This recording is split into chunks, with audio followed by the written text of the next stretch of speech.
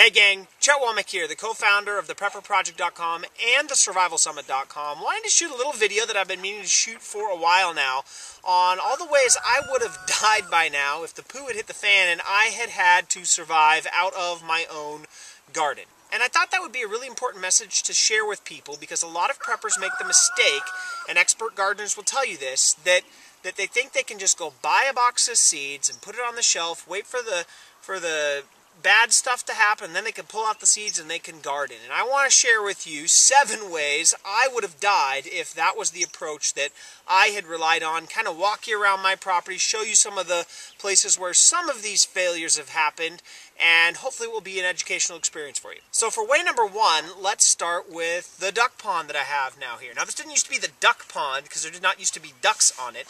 However, I'm in my lower orchard right now, and slugs have wiped out. Last year they wiped out probably 600 square feet of asparagus beds where they nuked about half of the asparagus that were in there. They have wiped out probably, I don't know, last year 3,000 square feet of different sorts of crops that were growing in different areas all over the place because I've got a lot of vegetation. It's kind of wet the early part of the year where I'm at, and that's a thing slugs love.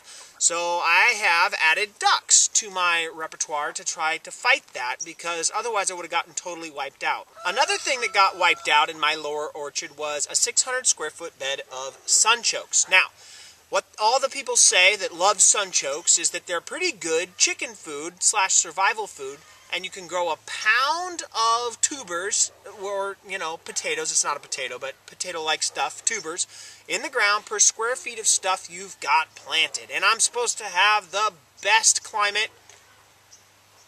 I got hawks circling around my chickens right here. Let's see if they nap one right on TV just to get the ducks in the back. I'll go on. So I planted 600 square feet of these things as a test to see how they would do, see if my chickens liked them, all that kind of stuff. And I lost 100% of them to voles. Now that's not a mole, that's a vole with a V, and a V, this is a V, and totally wiped me out. And it's a perennial vegetable, it's not supposed to be a problem, but voles wiped me out.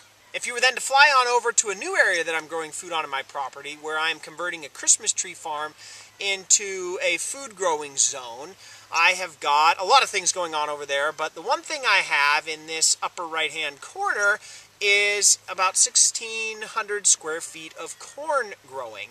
And it's coming up great. I used a cool little chicken rotational thing to clear that ground, and that works really awesome. And guess what?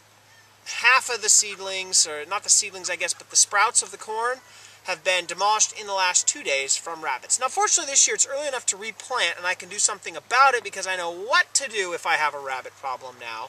But half of it got wiped out. Luckily I've got extra seeds so I can go again, but still, half got wiped out, and I bet if I didn't do anything, the other half would get wiped out and I'd pretty much get nothing. Now last year when I did that and replanted after it died the first time for other reasons, not pests in that circumstance, guess what happened? Mice ate all of my seed, and I ran out of seed, and I didn't get anything because it never got the chance to germinate because the mice ate it. And I actually planted that stuff. That was actually beans and peas in 2 different spots on my property, so the mice ate all the seed in one of them, and then over in another spot I had maybe, I don't know, 800 square feet of beans and peas growing, but I made the mistake of not putting a fence around it that was deer-proof, and the deer ate 100% of that as well. Now that might not have been a problem. That might have actually brought me some meat that I could have eaten, but as far as the crop goes, it was done. And then when it comes to some of my tree crops, you know, those are supposed to be a little bit easier to grow, not quite as flimsy to the elements. They almost got wiped out by 2 pests. Well, they actually did get wiped out last year with 2 pests.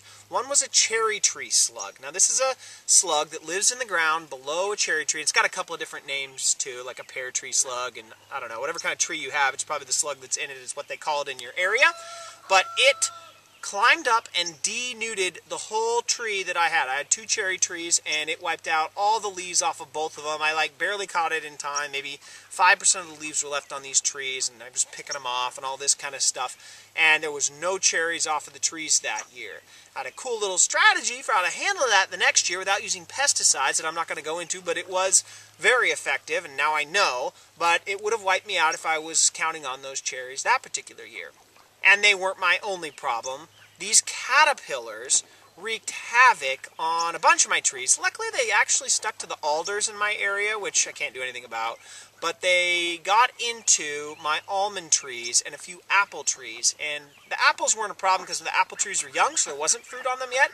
But they ate half of my almond tree and ate half of the nuts that were on my almond tree. So on and on and on go the pest problems. And I'm not even talking about other problems that I've run into too with not understanding soil fertility enough, so planting stuff, and I didn't have any pest problems, but it just wouldn't grow right because the soil wasn't good enough. Or how to manage invasive weeds like the thistle I sat down on as I was sitting right here. Thistle's actually not bad, except if you're sitting on it.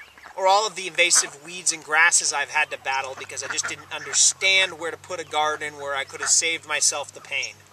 So as you can see, I have made a lot of failures, and this week we're doing something kind of special. We are releasing a program that I decided to create called Survival Gardening Secrets. And it is a program that you can learn more about with the link below this video and go off to that website to learn details about the program. But the program is all centered around how to garden with no outside resources whatsoever. No stores that you can go buy replacement seed or replacement fertilizer from. No, none of that. It's all got to be done on your own place in a survival situation.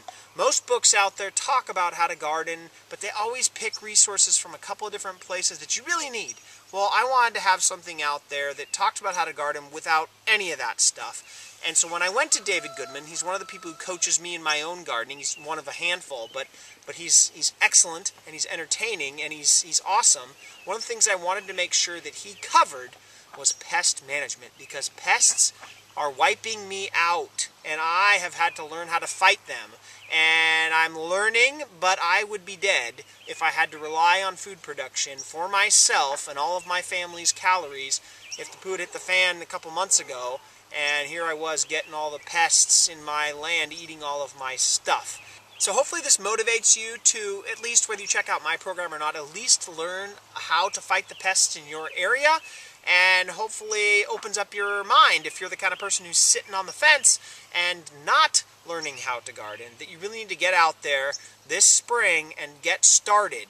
My brother and I always say the goal of life is to hurry up and fail, because nothing can be won, nothing can be mastered without first failing. It's said that the most masterful of people in the room at any one particular skill on any one particular topic are those who have failed at it the most. And I think that's some wise words to ponder this week and in the days ahead. That's it for right now, everybody. We'll be talking again soon. I'll have more updates. Just got more projects to share with you around here at the property that I think will be inspirational and helpful and hopefully insightful. But for now, Chet Womack, signing off. We'll talk soon.